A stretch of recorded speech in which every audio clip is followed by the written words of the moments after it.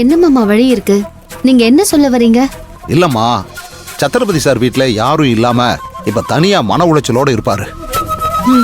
இந்த நேரத்துல சிந்து அங்க போச்சுன்னா அவருக்கு மனக்குழப்பமெல்லாம் தீந்து சந்தோஷமாயிடுவாரு.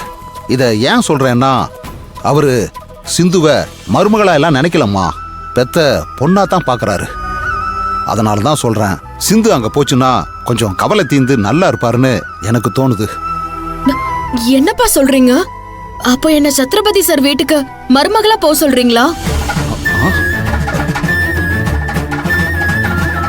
இல்ல இல்ல, அப்படி சொல்லலம்மா. அது உன்னோட விருப்பம். நான் என்ன சொல்றேன்னா, உன் வாழ்க்கையை கெடுத்தது தான் பையன்தான்னு தெரிஞ்சும் பெத்த புள்ளைன்னு கூட நினைக்காம அவனை அடிச்சு வீட்டை விட்டு அனுப்பிட்டாரு. அவன் வளகாப்புக்கு வர்ற மாதிரி வந்து உன்னை சமாதானப்படுத்துற மாதிரி எல்லாம் பேசி வீட்டுக்கு கூட்டிட்டு போய் அவன் அம்மாவோட சேர்ந்து உன்னை கொல்ல திட்டம் போட்டிருக்கான். அது தெரிஞ்சதும் தான் மனைவியும் அவர் வீட்டை விட்டு அனுப்பிட்டாரு. அவங்க 2 பேரும் பண்ண தப்புனால அவரு குடும்பத்தை பிரிஞ்சு தனியா இருக்காரு.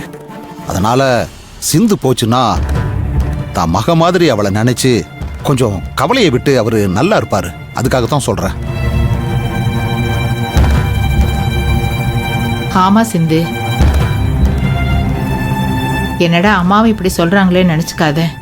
என்னைக்கா இருந்தாலும் இதுதான் உன் பிறந்த வீடு, அது நீ வாழ போற வீடுதான். உன்னை போக சொல்லியெல்லாம் கட்டாயப்படுத்தலம்மா. ஆனா அப்பா சொல்றதுலயும் ஒரு நியாயம் இருக்கு. நீ சத்ரபதி சார் வீட்டுக்கு போனா அவர் ரொம்ப சந்தோஷப்படுவாருமா.